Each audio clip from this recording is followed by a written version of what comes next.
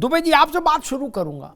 आप तो इंजन की मौज लेते थे, कहते थे क्या बवाल है इंजन है। अब आप भी इंजन पे आ गए, बोले ना हम भी इंजन लाएंगे। मतलब इसका मतलब ये तो समझ में आया कि इंजन में तासीर है, कुछ ताप है। नहीं तो इंजन क्यों लाते, पीडीए चल ही रहा था। अब पीडीए के ऊपर प्रबल इंजन आ गया। अभी तक आपका जो, जैसे हम लोग कहते ना, जो लोग अखंड रामायण अपने घर कराते हैं या कहीं सुनते होंगे, जहां इसे कार्यक्रमों में जाते हैं जहां अखंड रामायण होती है, तो वहां संपुट होता है। क्या दोहा आया तो दोहा से पहले दीनदयाल बिरु संभारी हरउनाथ मम संकट भारी, ये संपुट हो गया है ना। तो आपका संपुट था पीडीए, ठीक, हर दोहा से पहले और हर दोहा के बाद में पीडीए। अब आपने उस संपुट को छोड़ के नया संपुट क्रिएट किया है, प्रबल इंजन। दुबे जी क्यों? देखिए, क्योंकि हम लोग भी जब अखंड रामायण कराते थे तो संपुट बहुत सोच समझ के चुनते थे, और राजनीति में तो और भी सोच समझ के चुनना चाहिए संपुट जी। नहीं, लिमिटेड संपुट ही होते हैं, कोई ज्यादा संपुट नहीं है, और उन्हीं में से अपने को चुनना होता है। फिर पंडित जी डिसाइड कर देते हैं कि भैया कौन सा चुनना है, ठीक है चुन लो। लेकिन जहां यहाँ की राजनीति की बात है तो मैं आपको बताना चाहता हूँ, ये कार्यकर्ताओं का एक अपना प्रेम है, वो किस तरीके से पार्टी के लिए क्या कहते हैं पॉजिटिव वे में। निश्चित तौर पर ये एक मैं कह सकता हूं कि इससे मनोबल भी बढ़ता है। और दूसरा चीज जो सबसे इम्पोर्टेंट है कि सामने वाला कैसा है, उसको कैसे मारेंगे, तो उसको उसी के हथियार से अगर मारना है तो फिर उसी तरीके से बनना पड़ेगा, ये भी सच है।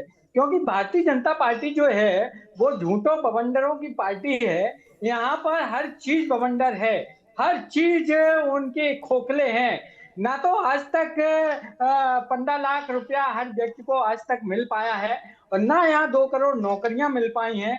आप देख रहे हो कि आपके लखनऊ शहर में ही एक बुजुर्ग को किस तरीके से शराब चटवाई जाती है। दुबे जी एक मिनट, ओम प्रकाश राजभर हो, चाहे संजय निषाद हो, चाहे केशव देव हो, जो भी लोग आपके साथ थे, वो निषाद कहते तो रहे कि अब हम सब लोग इनके इंजन से उतर गए हैं, अब काय का इंजन। बोले अगर इतना ही इंजन सही होता इनका तो हम लोग इनके इंजन पे नहीं होते, क्यों उतरते? नहीं, ये बरसाती मेढक होते हैं, आप समझिए।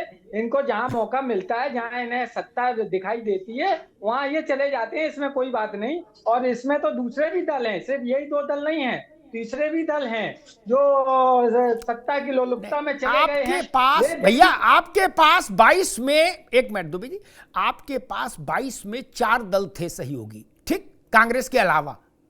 चारों आपके इंजन से कूद गए आउटर पे ही, स्टेशन तक का इंतजार नहीं किया, आउटर पे इंजन आया, बोले यहीं से कूद लो, चलो चल जाए, यहां नहीं जाए। इसका मतलब इंजन में कुछ गड़बड़ी है। नहीं, कांग्रेस तो अभी भी मेरे साथ है। कांग्रेस छोड़कर 4 दल थे और चारों कूद गए इंजन से।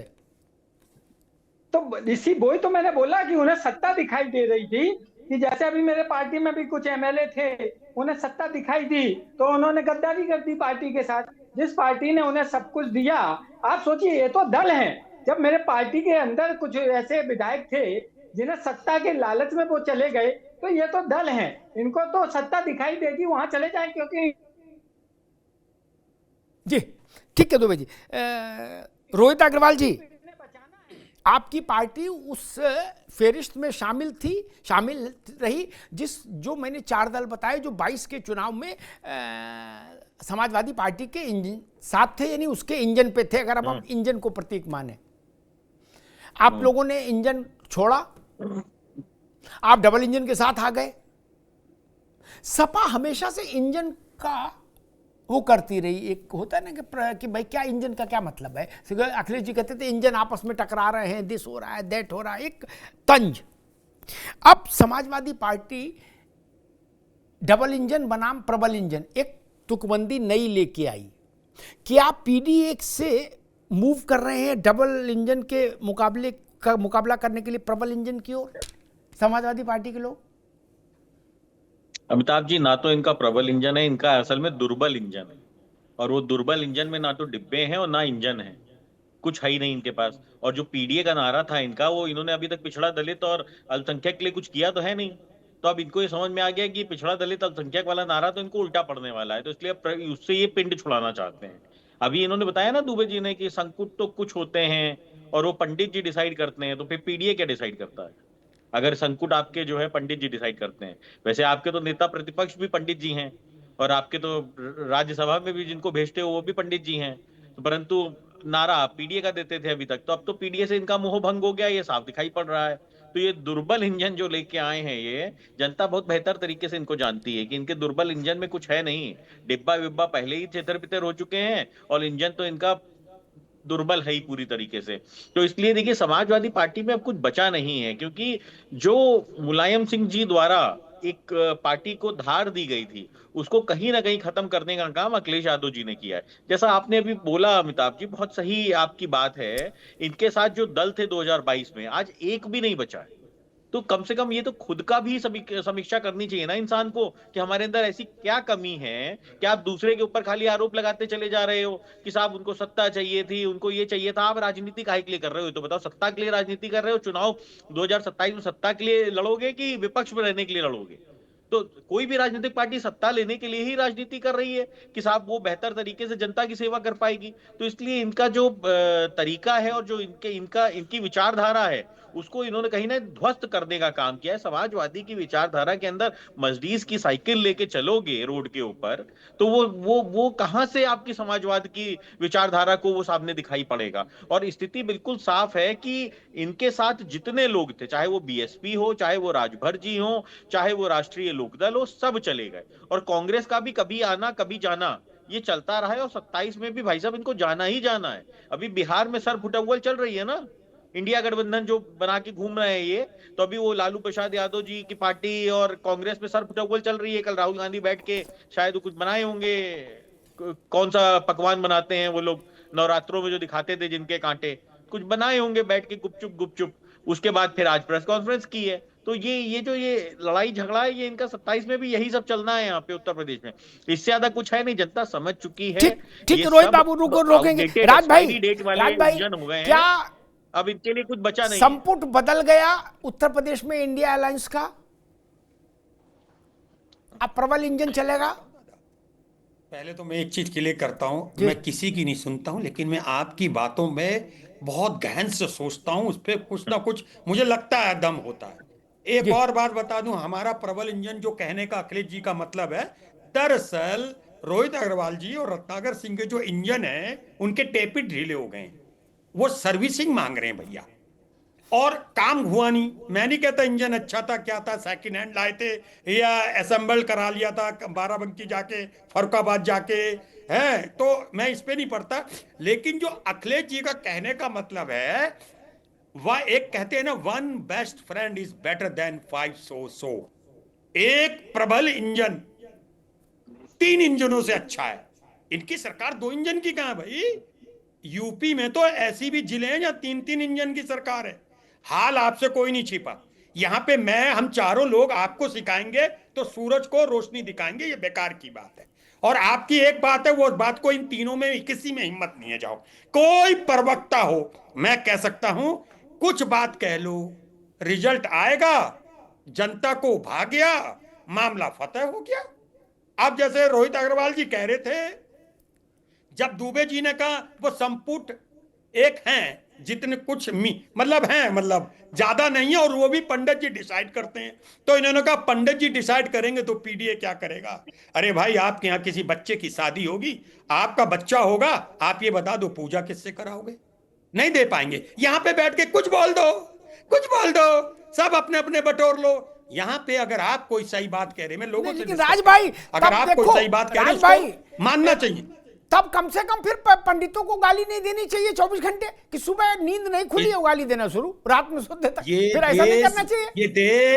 ये देश बर्बाद हो जाएगा जब तक 3 चीज ये यहाँ के नागरिक नहीं छोड़ेंगे। एक, गाय का अपमान करना, एक, दुर्भ ग्रास में सिगरेट पी के मसलना, और तीसरा, ब्राह्मण को गाली देना।